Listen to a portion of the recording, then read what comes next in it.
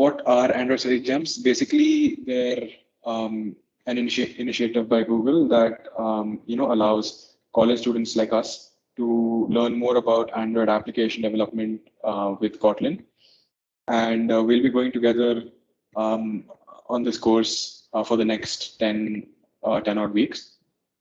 We'll be learning about the basics of Kotlin, how we make apps using Kotlin, and just different application development fundamentals in a very structured way. So before we get started with the session, I would just want to know if my internet connection is fine, and if at any point the voice seems patchy, just let me know. So yeah, let's get started. The prerequisites are really simple. If you have a basic programming knowledge using any object-oriented programming language like C++, Java, Python, that's great. Even if not, we'll go through that together. You should be comfortable in using an IDE. You should be familiar with version control systems like GitHub, etc.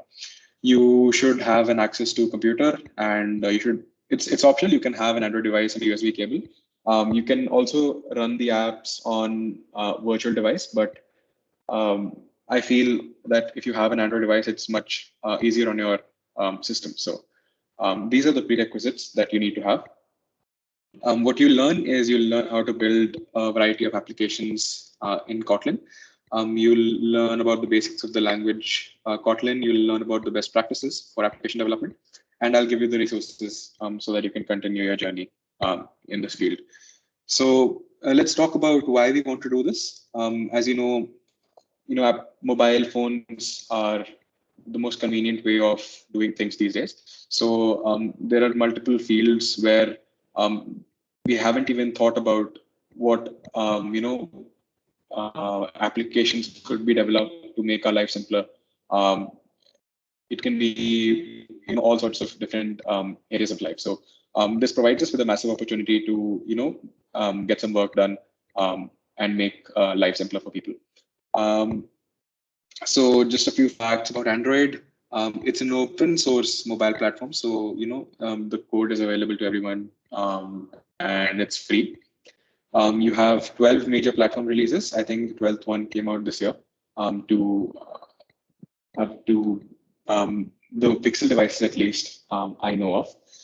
You have 2.5 billion monthly active Android devices, and you have more than 2 billion monthly active Google Play users. So you have devices of different form factors that can run Android. So you have your mobile phones, you have tablets, you have Android watches, and sometimes even Android cars. So yeah, all of those form factors. And so basically, we will be building Android apps in Kotlin. And Kotlin is, a few fun facts about Kotlin is that it's basically, it's the fourth most loved language, according to a Stack Overflow survey in 2020. And there's multiple reasons we will look in the upcoming slides. And this was basically created by JetBrains and Google together to promote and advance the development of Android applications. So Kotlin is basically a modern programming language that helps you be more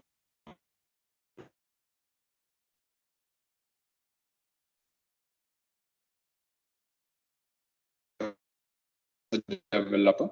And I think over the 1,000 application on Play Store, you have 7 which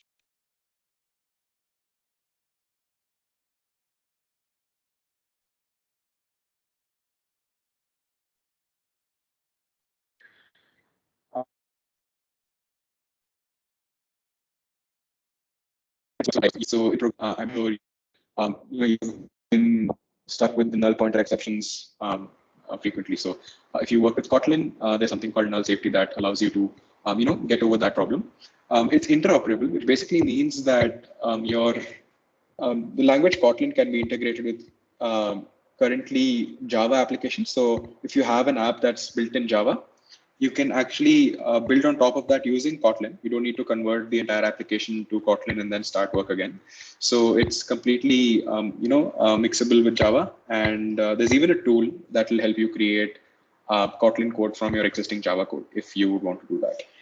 Also, structured concurrency is another thing which Kotlin is, good for. And basically, what that is when you write asynchronous code, your main thread won't be blocked by network calls and other background processes that might take time. So that's another benefit of Kotlin, which we'll which we will look in the upcoming sessions. So yeah, let's move forward. Kotlin also has multiple idioms, so it's kind of confusing as to what that means. But if you go to, I'll give you access to this presentation after this meeting. So what an idiom is basically it's a small piece of code that basically means that Kotlin will create a large amount of code for you that you would have to write anyways if you were not using Kotlin. So for example, if you were using Java, you would have to write like 100 lines of code, and Kotlin would require just 2 or 3 lines of code for that. And what I'm talking about is it's called data class. So you'd have to write enormous data classes in Java, which is painful. But in Kotlin, you can just write 1 line that will do that for you. And multiple other such things. It's not just data classes. So you can go to this link, which I'll share, and you can look at what idioms mean. So let's talk about what you will learn and how you will learn. So our course will begin with 4 units. This is for the people who have prior programming experience. For the people who are new to programming, you have 6 units, and I'll give you access. I think we've given those links in the spam message that was forwarded earlier. So these are the 4 units that we have for the people who have prior experience in application development. Yeah, so the first one is getting started with Kotlin. The second one is introduction to Android. Then you have Android app architecture, and then you have app design.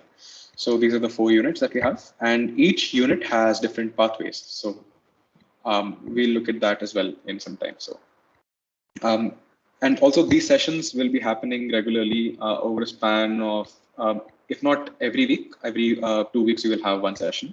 So we will cover the important topics together. And as I said, we will talk about, so what are pathways? They're basically like, contiguous sort of articles that help you learn how stuff works. So, you have multiple pathways that you can follow and learn a particular concept. So you have pathways for, let's say, learning how to write UI using XML. So you'll get all of these different steps that you can follow, and they'll teach you systematically as to what you should do, how you should do, and when you should do something. So these are pathways. And yeah, so let's move forward. Yeah, so as you complete pathways and units, you will get these badges, which will be added to your Google developer profile. So if you don't have a profile yet, I think you should create one, because without that, you cannot access the course. So just create that, and you can begin learning Kotlin from there. What you will need is basically the Android. You'll need a Java development kit. You will need Java runtime engine. You will need these 2 IDEs, so IntelliJ IDEA and Android Studio. So these are the things that you'll need. And yeah, so the resources are here. You can go through this at the end of the session. Okay, so let's actually move forward to some Kotlin. So I will. Yeah. Let's talk about Kotlin's basics. So in this presentation, we will be talking about the basics of Kotlin, and like any other programming language, it has some syntax and stuff which we will not go too deeply into, but understand some of the new stuff which we get in Kotlin. So yeah, we learn about all of this stuff in this presentation. So if you have IntelliJ IDEA, you can open that up and start following along. But I don't think that's necessary because we're only going to be doing really basic stuff. So for that, there is something called a Kotlin playground, and you can open that and run your code on that. So it'll give you like an ID sort of experience for basic Kotlin code that you can execute. Yeah, for the purpose of this session, at least, you can use this Kotlin playground. So you can just head down to Google, google.com, and type in Kotlin playground, and it'll direct you to this website. So yeah. So basically what, if you had IntelliJ IDEA, you could have opened something called REPL, which is read, eval, print loop. And what this is basically something like Jupyter Notebook if you've used it. So it allows you to, write a bunch of functions, declare a lot of variables, and use those and see what the outputs you get are for multiple functions. So that's what you can do with REPL. But yeah, for this session, you can use Playground. That's fine. So yeah, let's move forward to operators. It's fairly straightforward. There's nothing too complicated about Kotlin in this sense. So it has mathematical operators, which are plus, minus, multiply, divide, and mod. You have increment and decrement operators. You have comparison, assignment, and equality operators. So these are your standard operators that you'll find in almost any language. So you can perform operations with integers. So you have the basics here. You have doubles as well. So if you worked with C++ or something before, you know what doubles are. It's basically like you can use doubles to store decimal point numbers. And if you basically write this down in Kotlin, you will receive something like this, which is also a double. So it depends on what kind of data type you're using. So yeah, that's double. So math operators. So Kotlin supports different number types like integer, long, double, float, and you can notice that they all start with a capital in the output. So here you have Kotlin.int, you have Kotlin.double, and they basically are objects. So they are objects in the sense that we can call functions upon them, and Kotlin actually represents objects using the initial caps. So the I is capital, the D is capital. So these are objects. So we'll talk more about this a little later. And just so you know that this implies sign is basically your output. So if you put this in your Kotlin playground, you'll get this output. That's what this means. So moving on to the next slide, you have numeric operator methods. So you can actually perform different functions on the numbers themselves. So in different languages, you create objects of a specific class and then perform functions on them. So this is something new. You can actually call the functions on a number itself. And that is something that at least I have noticed only in Kotlin. It might be there in other languages as well. But yeah, so it's you can say 2 dot times 3. It'll multiply 2 with 3 and give you 6, which is an object. So since numbers are represented as objects, you can perform member functions on them, as we saw earlier. So let's talk about some of the data types that we have. So the integer types in Kotlin are the same standard size as other languages. So you have long, int, short, and byte. So long has 64 bits, int has 32 bits, short has 16 bits, and byte has 8 bits. And because of that, you have different sizes. So long can represent numbers from -2 to the power 63 to 2 to the power 63 minus 1. And similarly, you have other value ranges for these data types. Floating point numbers also exist. So you have double, you have float, you have char and boolean. So double also has 64 bits, float has 32 bits, char has 16, and bool has 8 bits, which is a byte. So double can represent 16 to 17 significant digits. And if you've, you should be aware of significant digits because we've probably learned that in, I think, 12th grade physics, if I'm not wrong. So yeah, you have 16 to 17 significant digits for double. You have 6 to 7 significant digits for float. Character is pretty straightforward. It's a 16-bit Unicode character, and a Boolean is true or false. So Yeah, these are the data types that we have. Okay, operand types. So the results of different operations keep the types of the operands. So 1 by 2 is 0 because 1 and 2 are both integers. So the output will also be an integer. Over here, 1.0 into 2.0 will return a double. It's not 0.5. That is incorrect over here. It's supposed to be 2.0, which is a double. And you can look at the other examples as well. So 6 times 50 is also going to return an integer because both of them are integers.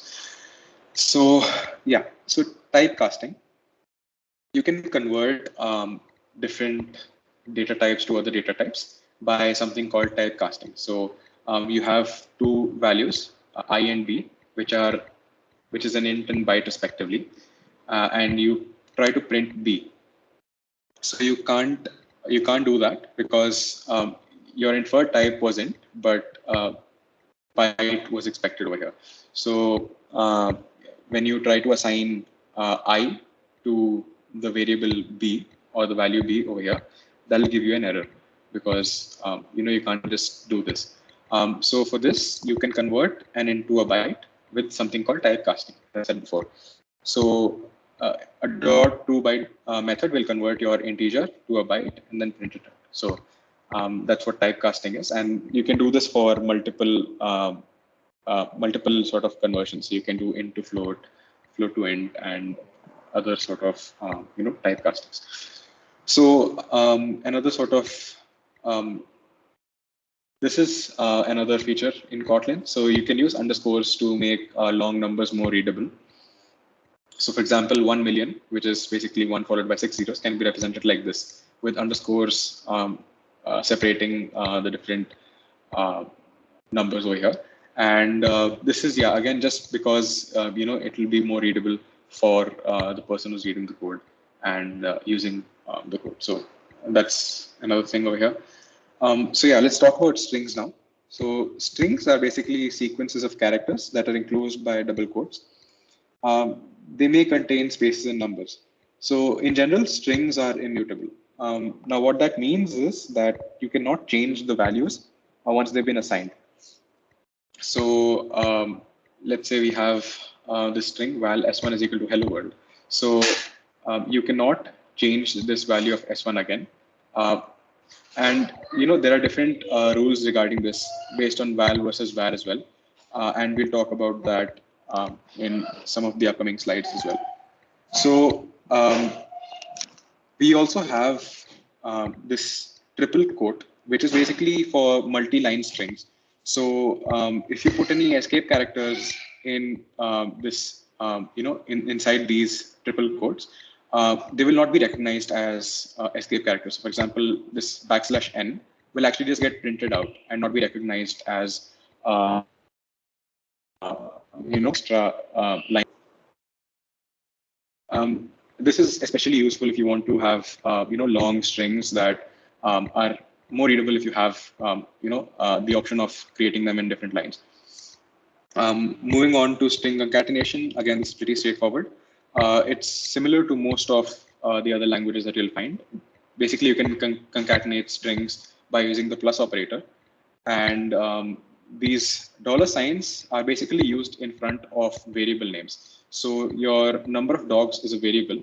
And if you want to print out the number of dogs, say, so you have to put a dollar sign in front of that. And then you can put down your variable name. And that will actually place this value over here. And you can see the output as shown here. So you have 3 dogs and 2 cats. And that's the output over here. So if this was 4 and this was 3, you would get 4 dogs and 3 cats. Again, it's very similar to other languages in this case. So yeah, string templates. So string literals can contain template expressions, which are basically pieces of code that are evaluated and whose results are shown in a string. So as you can see, we had dollar sign, but what the issue here is that if you have something like s.length, which is some sort of operation that you're performing on an object, or you're trying to fetch some parameter, you can't do that just using this dollar sign because that'll just take $s and display the value of that. So ABC is what you see here. But since you use these curly braces and the dollar sign in front of that, whatever is inside the curly braces will be evaluated first, and then that will be rendered out on this string. So as you can see, s.length was evaluated to be 3, since this is a 3-character string, and this 3 was put into your string over here. So that's what string templates are. Again, this is very similar. You have an expression here which needs to be evaluated. So you put that inside your curly braces and you get the result. So you have 15 items of clothing, which is 10 plus 5. Yeah, so that's about strings. And also, let me know because I'm not able to check the chat since I'm presenting my screen. So yeah, moving forward, we have variables. So Kotlin has very powerful type inference. And basically, you just let the compiler do the work by inferring it. So you don't need to specifically mention what sort of data type you're using. And you can just let the compiler figure that out on its own. But you can declare the type of a variable if you want to. And what Kotlin suggests us is that we should use immutable variables whenever we can. And that has multiple reasons. We'll talk about that in some later sessions, but for now, we should just remember that immutability is recommended by Kotlin. So mutable and immutable variables, I think I explained before. Mutable is variables that can change, and immutable are variables that cannot change. And yeah, so if you do not specify your type in your code, Kotlin will automatically figure that out during runtime, and that cannot change because Kotlin is a statically typed language, so it's not like Python. And once a data type is assigned, you cannot change the type after that. So there are different ways to specify. There is basically the one way to specify a variable type. So let's say you have a variable width, and you want that to be an integer. So you can specify that in this way. You can write var width. Width is the name of your variable. Follow that up with a colon and then specify your data type. So if you want it to be an integer, you type int and then is equal to 12. So this will assign the value to 12 to your width variable, which is of type int. Similarly, your variable length of type double will be assigned the value 2.5. So once a type has been assigned, you cannot change the type. And you'll get an error, which is what I said in the previous slide as well. So yeah. So mutable and immutable variables, again, it's what I was saying. But how do you specify mutable variables in Kotlin? So mutable variables can change, and you can specify that using the var keyword here. So var score is equal to 10 means that score is subject to change, and it can be modified in the upcoming time frame. So it can become 20, 30, 40, etc. But immutable variables cannot be changed, and they are specified using the val keyword. So val name is equal to Jennifer, and now this name will not change. So your name will stay Jennifer throughout the execution of your program. So yeah, again, immutable variables are recommended in most cases. Moving forward, yeah, so just an example for var and val. And a good way to remember this, for me at least, was to think of var as variable. So it can change. A variable basically means that it's subject to change. So var stands for variable, and it can be changed. So these are mutable variables, and this is an immutable variable, val. So since you're trying to change size, which is an immutable variable, you will get an error that val cannot be reassigned. So yeah, now we can move on to conditionals. So conditionals so there are multiple control flow statements, and you must have come across these in your prior programming experience in C, C++, or any other language that you use. So basically you have if-else statements, you have when statements, which is actually specific to Kotlin, but it's very similar to some other paradigm that you've seen before, which we'll come to later. And for loops and while loops, I'm sure you all are aware of. So let's move to if else. So if else is basically some way to check a condition and perform some sort of task based on whether the condition was fulfilled or not. So in this case, if the number of cups is more than the number of plates, then we print that there were too many cups. In the case that this is not true, we will print that there were not enough cups. So over here, since the number of cups is lesser than number of plates, we will enter this else block and print not enough cups. Now you may have multiple cases. So if you have you have a value guests, which is equal to 30. So if guests are 0, you print no guests. But if your guests are less than 20, then you can say that you have a small group of people. And if even that is not fulfilled, then you move into this else block and say that a large group of people are present. So you can have multiple else if statements between your if and else statement over here. And that is also very similar to any other programming language that you might have used. Coming to ranges, so data types, a range is basically so a range defines the boundaries around a contiguous span of values of some comparable type, such as an int range, char range, or something like that. So for example, integers between 1 and 100 form an int range. And the first number is the start point and the second number is the end point. You can define that. I'll show you how that is defined in the next slide. And so you basically have to specify a start number and an end number, and all the values between that are consisting of your range. So all ranges are bounded. So the left side is always less than or equal to the right side of the less than or equal to the right side of the range. And the implementation of ranges is immutable, but there is no restriction that the objects stored must also be immutable. So you can change the objects that are stored inside a particular range. So let's move forward. And this is how you define a range. So if you want to define a range between 1 and 100, you put 1 dot 100. So this basically defines an int range for you, which defines all the numbers between 1 and 100. Now you might be thinking of why we would need a range, and the case is this. So if you have a value like a number of students, which is equal to 50, you may want to check if that is between a certain range of numbers. So if you didn't have this range, you would write an if statement like if number of students is greater than equal to 1 and number of students is less than equal to 100, then you will print this. But that's a little cumbersome to write, right? So we'll basically use an int range and say that if number of students is in 1 to 100, then we perform whatever is inside our execution block here. So since that is true, we get the output as 50 over here, which is the number of students. So let's move forward.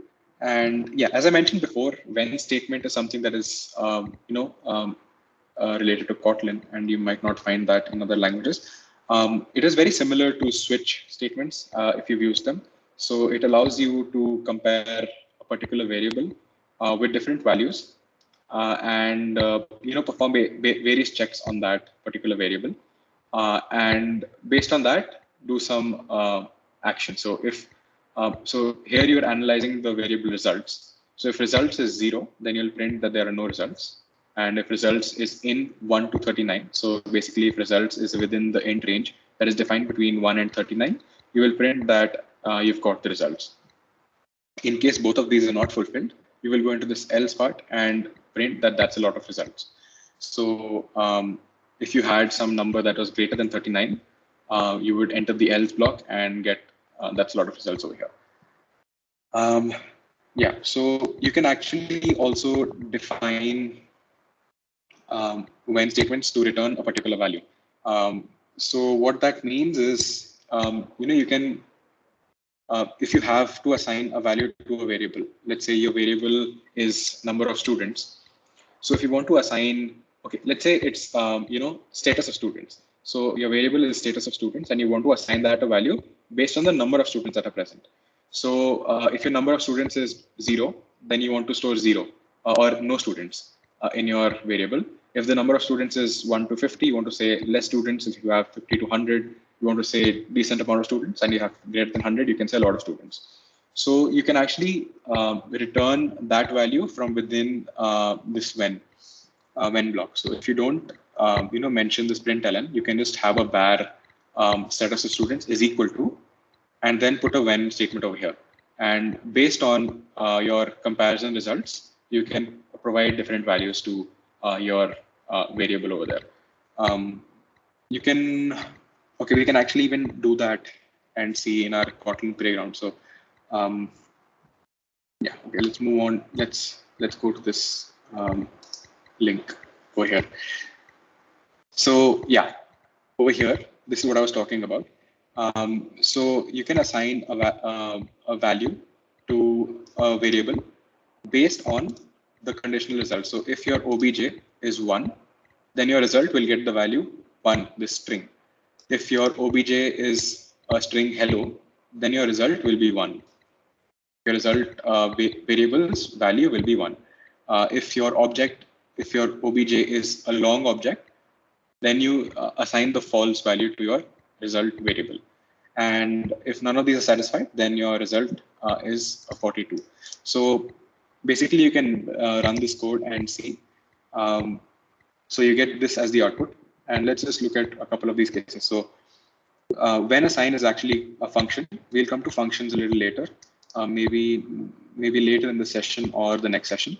So when a sign is a function and it takes an object, so it takes an object and of the type any. So you give it hello, which is a string. Now your object is compared with all of these things. So it's not 1. So we move forward. It's hello.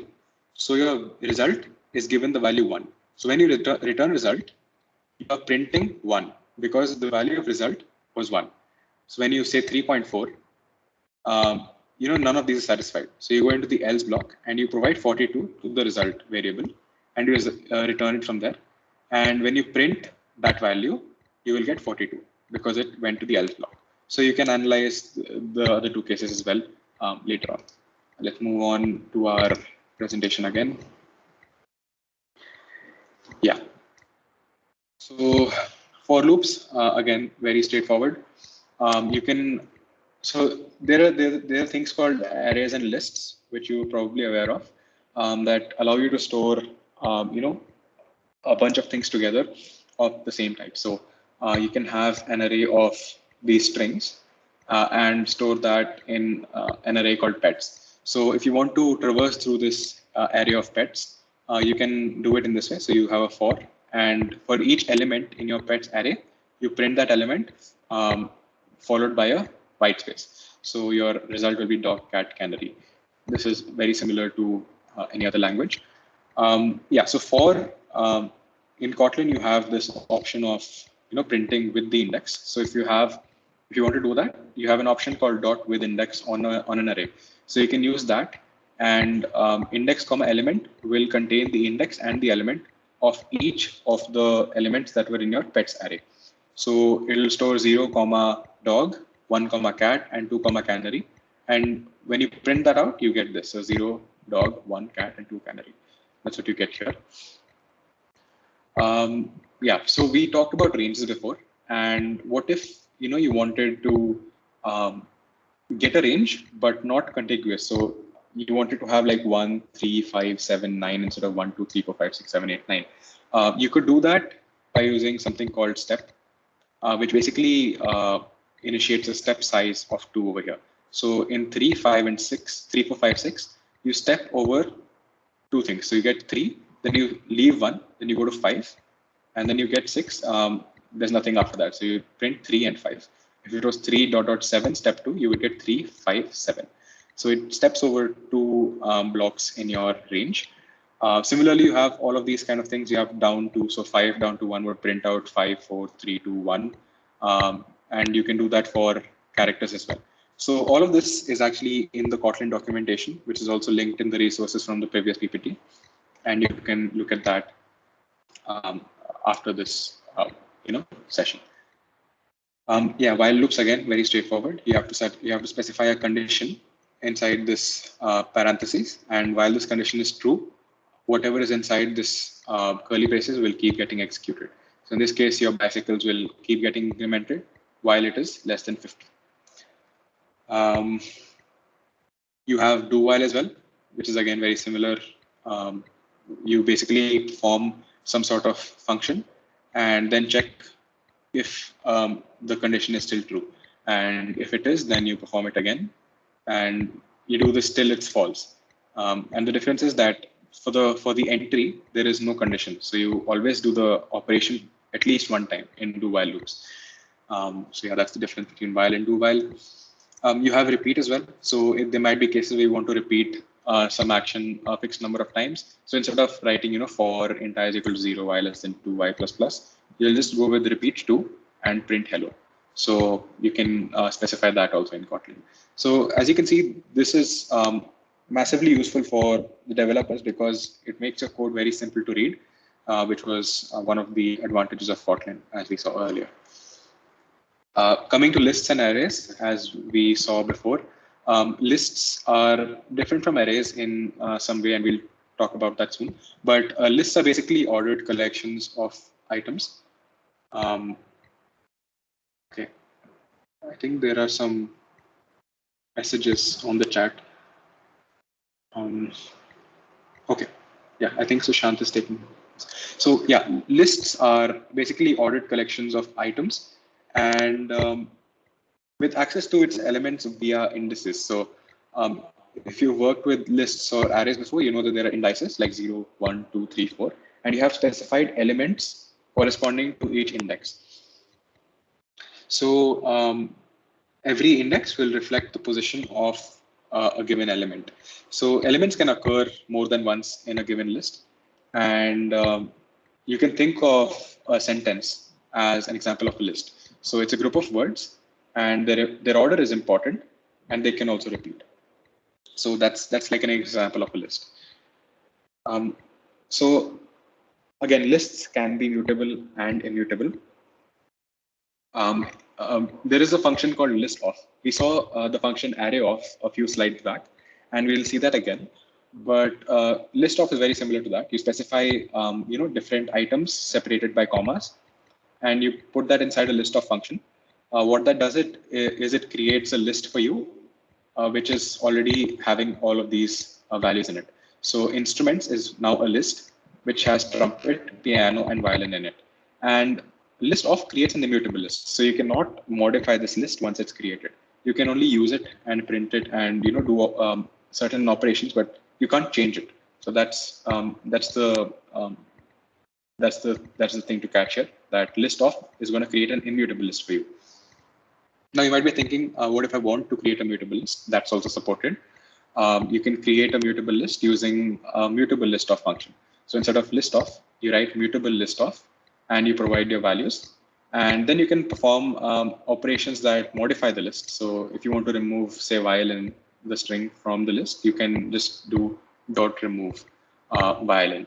So that'll create, that'll just change your list, and it'll contain trumpet, piano only after that. So that's what we had here. Also, when you define your list with val, you can't change the list. You can't change the which list the variable is referring to, but you can change the values inside the list. So that's what that's the thing to understand. Okay, coming to arrays. Arrays are similar to lists in many ways, but the main difference from lists is that their size is fixed.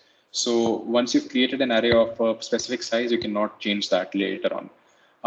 Arrays also store multiple items. You can access their elements using the indices. And the elements themselves are mutable, but the size of the array is fixed. And you can create an array using array of. As we saw, there was list of and mutable list of. Similarly, we have array of, and you can create an array of pets.cat canary, and you can print that out as shown here. So you can import the Java library for arrays. So you can actually do that in Kotlin, and you can use the functions of that library inside your Kotlin code. And that's what we're doing here. We are defining an array pets, and we're converting that to a string and then printing it out in the println function. So yeah, so arrays can have you can declare arrays with a mix of types, or just one type for all the elements. So in the second example over here, we have only integers in our array, which is basically defined by int array of 1, 2, 3. And if you want to have like a mixed sort of array, you can have that as well. So array of, you can specify a string and then an integer and multiple stuff like different things like this. So that's also something that you can do in Kotlin. Also, combining arrays is simple. You can just use the plus operator to combine different arrays. So over here, you've created two arrays, 1, 2, 3, and 4, 5, 6. To combine the arrays, you can just use the plus operator and print it out over here. You could also use the dot plus method, which is a method that you have on arrays, and you can do numbers to dot plus numbers, and that'll give you the same result as just numbers to plus numbers. So yeah, coming to null safety.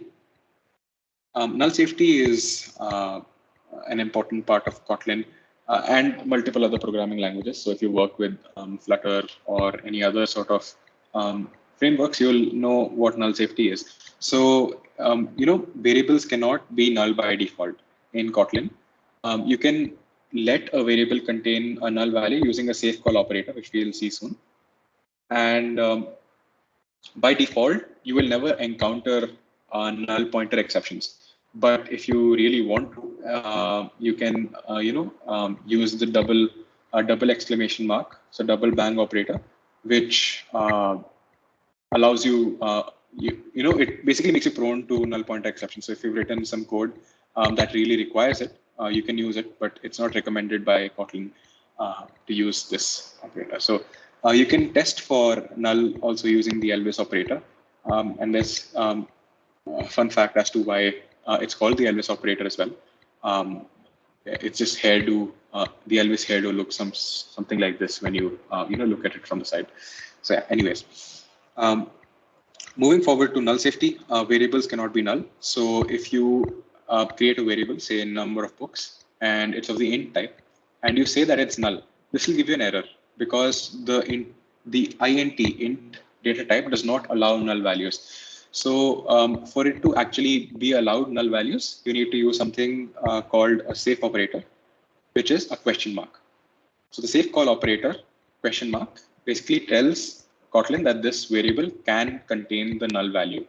And you can declare that using var number of books, int question mark is equal to null. So now your number of books variable can have the null value. It's again not recommended to use this because you can have problems moving forward. But if your code is in such a way that you require it, then you can go forward and use the safe call operator. So how we test for null is again simple. So if you did not have null safety as a principle, you would have to write this if statement to check whether a given object is null or not. And if it is, a variable is null or not. And if it is null, then you don't do something. But if it's not null, then you perform whatever operation you wanted to perform. So in case number of books was null over here, and we didn't have this if condition, we would get an error, which is a null pointer exception, because we're trying to perform some sort of a function on something that has a null value, which is not allowed, right? So that's what we avoid using null safety. If we come to Kotlin and look at how it handles this, this question mark basically tells us that if it is null, then just move forward, don't do anything on it. But if it's not null, then go forward and perform whatever I want you to perform. So over here, we are assigning number of books to be equal to 6. So number of books is not null. So in the second line, number of books question mark will say that it is not null. And you will go forward and do the .dec function on 6. So .dec is basically decrement. So your number of books will become 5 at the end of it. But say it was null. So if it was number of books was equal to null, then this would not do anything. You would just move forward and avoid the null pointer exception because you would not move past this question mark since it is a null value. All right. Again, this is the double bang operator. You can specifically tell Kotlin, I'm sure that this variable will not have a null value. and then do a dot length or whatever function call or parameter fetch you want to do on the object. But this makes you prone to null pointer exceptions if S is null. So, you should use this only if you are 100% sure that this object will never be null. So, yeah, that's what this operator allows you to do. Coming to the Elvis operator. So as you remember, we had this this line in a couple of slides back. So what this does was it checks if number of books is null. If it is, then you move forward, and if it's not, then you perform this operation. So what the Elvis operator does is that so if it was null, suppose, then instead of just moving forward, it goes to the right hand side of this operator. So you get 0. So you assign number of books is equal to 0 over here, instead of just moving forward and not doing anything. So in this case, let's say our number of books was 6 before this line, right? So it would not be null, and you would decrement it. So number of books would become 5. But say it was null. So at that point, your number of books will become 0 because this check failed. So you move to the right hand side of this and assign it to number of books. So that's the Elvis operator. And with that, we come to the end of this this slideshow. Just looking back, we learned about operators and numeric operator methods. We learned about data types, typecasting, strings and string templates. We learned how to use variables and what is type inferencing and what are immutable and mutable variables. We learned about conditionals, control flow and looping structures, lists and arrays, and also null safety features. So I think that's it for today's session. So I'll just go ahead and show you what you should be doing after the session. So we've given this link to you on the spam message that was forwarded. And this basically leads you to a website, Google Developers website, and it has all these units. So I have a Google Developer profile over here, and you should create one if you don't have one. And you should start doing these units. So I don't know if I mentioned this before. So what we are trying to do in this course is we're going to learn about Kotlin, but also we're going to form a study group. So once we're done with this, this course, which is of 6 units, we're going to form a study group of interested candidates, and we're going to be building an app based on 3 themes, choosing one theme that is provided by Google to us. And once we've created that app and published it to the Play Store using our skills in Kotlin by then, we will be eligible for goodies and certificates. So that's what we will be doing in this course. Also, this course will help you prepare for the AAD exam, which is the Associate Android Developer Certification exam. And if you go ahead with this course, it will be immensely useful for you. So this is Unit 1, Kotlin Basics. And if you go ahead and look at this, I have completed all the 4 pathways. So you can check out all of these pathways and start doing them. So the first one is Introduction to Kotlin. It has different things. So it has code labs and videos which you can do, and there's a quiz after each pathway. So yeah, you can go ahead with this. And once you're done with it, you get these badges. So I have a few badges now. And yeah, so this link will be there in the spam message. And I'll make these PPTs available to you after the session. Yeah, so if there are any doubts, please unmute yourself and ask them now. We'll clear them up now if there are any doubts. If not, then we can end the meeting.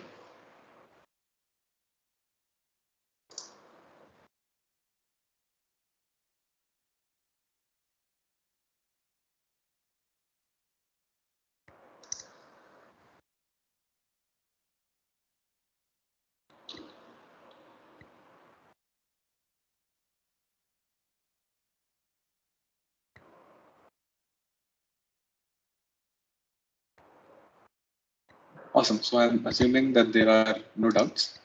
So I think, yeah, we can end the session now. Sushant? Yeah, sure. Thank you guys for joining. Thank you.